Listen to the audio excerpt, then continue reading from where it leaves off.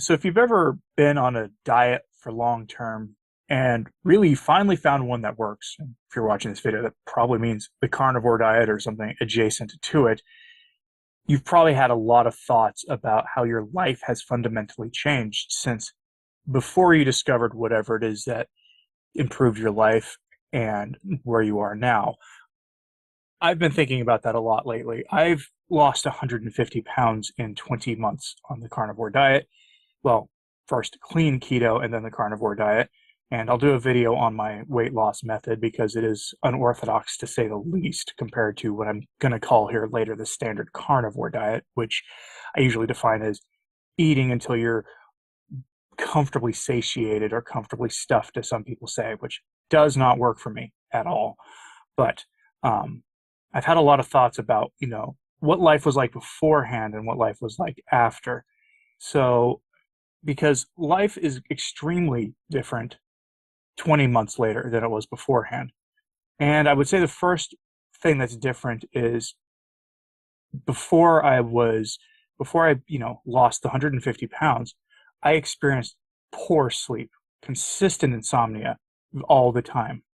I've always had sleep troubles, and to some degree, I still do. There's probably something deeper seated going on, maybe related to stress and anxiety. I don't know what it is. I mean, years ago, I used to have serious anxiety, but other things took care of that weren't medication. But now I still get occasional bad sleep, but it's nothing like what it was just 2 years ago. I now get more efficient sleep. I've talked about this before. I can sleep for 5 hours in a night and wake up feeling as if I'd gotten eight, like if I had managed to get 8 hours or 7 hours. It's pretty nice, honestly. And it's not just like exercise because I've been doing, I have a history of weightlifting and weight training pretty consistently for 10 or 12 years at this point. It's not a new thing for me. And granted, if I miss a bunch of gym time more than a day, I start to have trouble, with energy levels and things like that. But now my sleep is more efficient.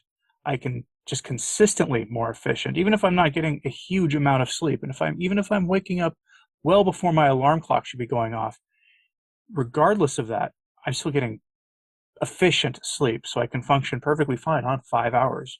For me now, sleeping in is almost 6 hours of sleep. It's the weirdest thing. When that used to be what I would get on a normal night and still feel like I've been somehow robbed. Let me know if I've noticed your sleep is much more efficient since going carnivore. And the second thing, this one is odd, and I've never seen anybody else talk about this. Before I lost 150 pounds, I had a very poor sense of balance. If we think about it for a few seconds, it makes total sense, doesn't it? I mean, the human body is not meant to carry almost 400 pounds of weight like I was at one point.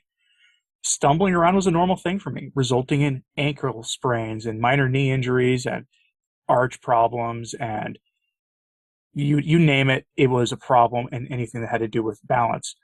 Lose some of the weight, and guess what happens? It goes away. And it leads into the third thing. Healing used to take forever when it came to gym injuries, because again, I've been lifting weights for 12 years, technically more if you count a period where something happened that kept me out of the gym for a couple of years. If you count, I had a history of if I got a sprain, it would take a long, long, long time to heal. Not anymore. And some of that might be that I'm smarter about my exercises. I'll grant that. But when I get like, a tweak of some kind, a shoulder, pain in the shoulder or something, what used to take 6 weeks to heal takes 3. What used to take a week to get better takes a couple of days. I can't explain it other than it could be that my body can devote more of its resources to fighting, gym injuries or that kind of thing instead of fighting inflammation caused by bad food. The number 4 is I had always been relatively poor, and my budget was annihilated by trying to eat a healthy version of the standard American diet. Carnivore is cheap.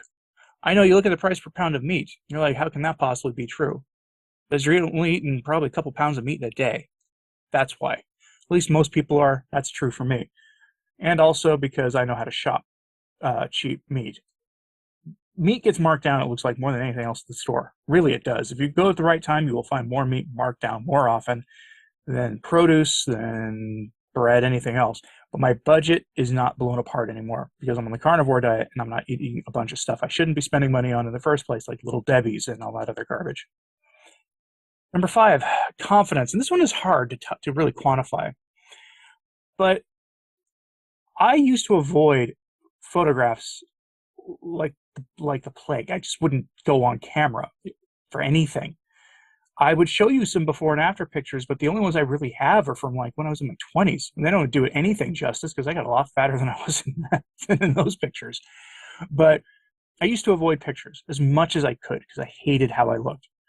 I had no confidence, and this translated into everything in life. Job interviews, dating. I'm happily married now, but every aspect of life that confidence could impact, gone.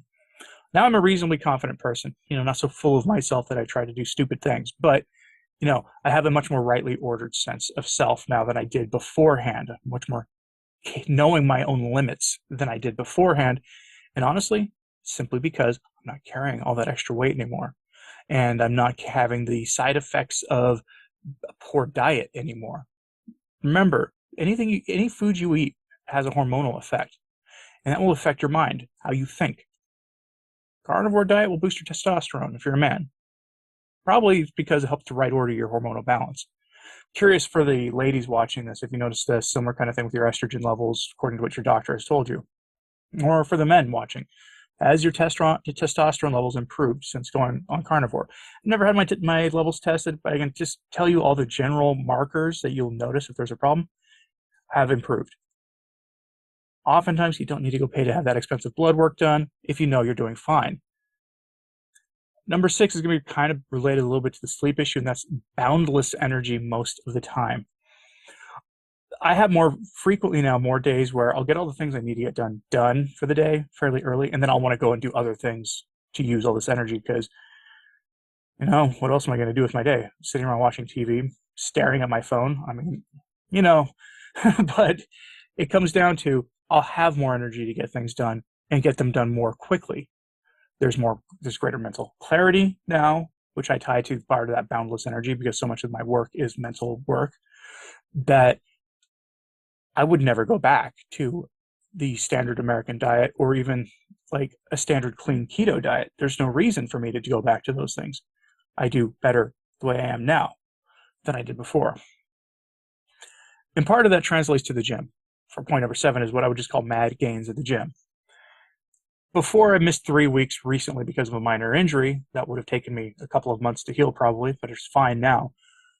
I had been at a bench pressing lifelong goal of mine, and was already working towards a new goal that had always seemed out of reach. And then I missed 3 weeks and lost a lot of that strength. Such is life. In the 4 or 5 weeks since I've been back in the gym, after that, injury break, I've already regained 2/3 of what I'd lost. I gain strength quickly now. Muscle mass is not that hard to gain in the gym when you're giving your body adequate protein and adequate fuel and good food.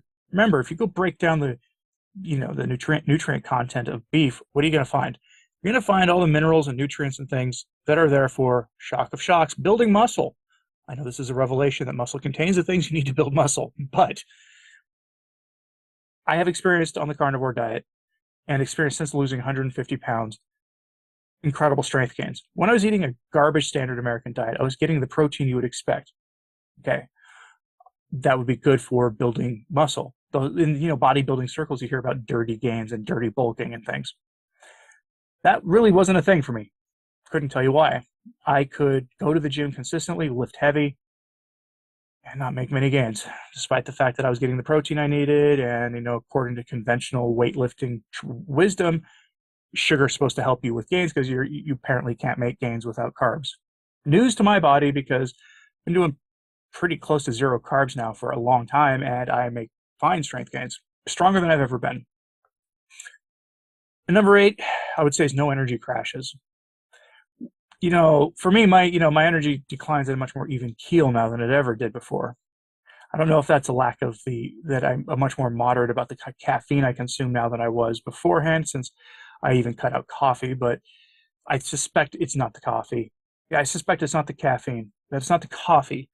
It's that when you're fat adapted and eating some kind of a proper human diet, and you're not carrying a bunch of extra weight, which is just exhausting to do, you're going to have a more even use of your energy throughout the day.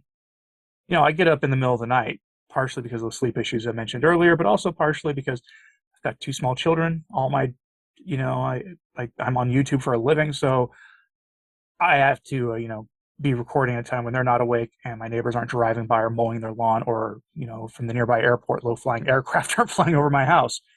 And so I get up in the middle of the night. It's also when I go to the gym. And I will tell you from experience that, right around 3 o'clock in the afternoon, I start, tapering off, because for the average other, compared to the normal person, think how you probably feel at 7 o'clock in the evening.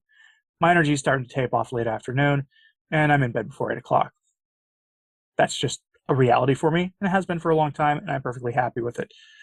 But I don't have energy crashes anymore. I'm not having a sudden just total loss of energy. And that's because I'm not consuming simple carbohydrates. I'm not carrying an extra 150 pounds of weight, which are just naturally exhausting.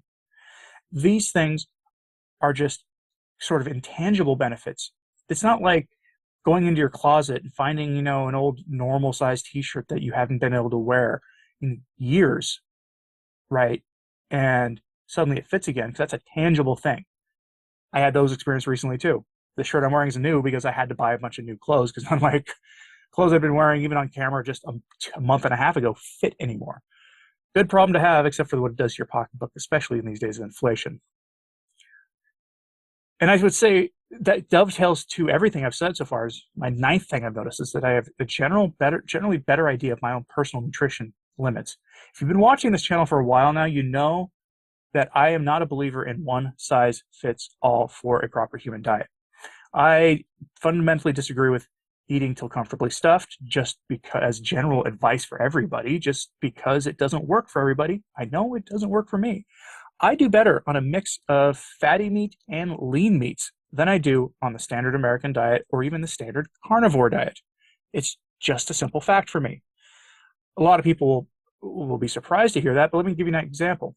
Here in a few minutes after I get done recording this, I'm going to go to the gym and I'm going to work legs. And my stomach is feeling a little weird right now, because for a video that I have recorded already, and I just need to finally get down to editing, I made a brisket, which is super fatty, one of the fattiest cuts of beef you can ever have. And my stomach isn't super wild about it. If I have brisket, usually it's fine. But if I've had it for a couple of days, then my stomach starts to let me know that was not the best life choice. And that's kind of where I'm at now. And I'm about to go to the gym and do a lot of core activated leg exercises, so that's going to be fun. But I have a better idea of my nutritional limits than I did before. I would eat before, losing 150 pounds. I would eat and eat and eat, and guess what would happen? I wouldn't feel great. And I just write it off as, maybe that's food poisoning or something. When it turned out, all those plants my body did not like. I am not a person who will ever be a candidate for a plant-based diet. This is never going to be. The 10th most important thing.